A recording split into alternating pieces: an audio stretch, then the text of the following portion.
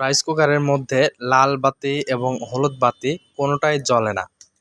বা রাইস কুকারে যখন আপনারা আপনাদের পাওয়ার কর্ড চেক দিয়েছেন, তো চেক দেওয়ার পরে পাওয়ার কর্ড ভালো থাকা অবস্থায় তারপরেও কিন্তু রাইস কুকারে কোনোভাবেই আপনাদের হলুদ বাতি বা লাল বাতি কোনো বাতি জ্বলছে না।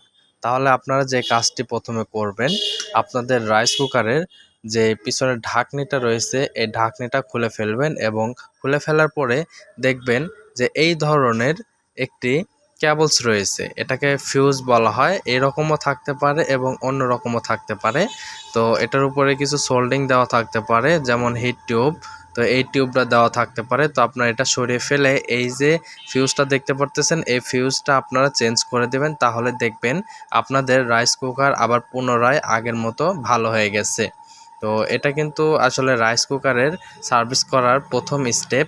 তো এই স্টেপ কিন্তু মেনে চললে আপনাদের বাসা বাড়িতে থাকা যে নষ্ট রাইস কুকার আছে, এই রাইস কুকারগুলো খুব সহজে আপনারা সার্ভিসিং বা ভালো করতে পারবেন।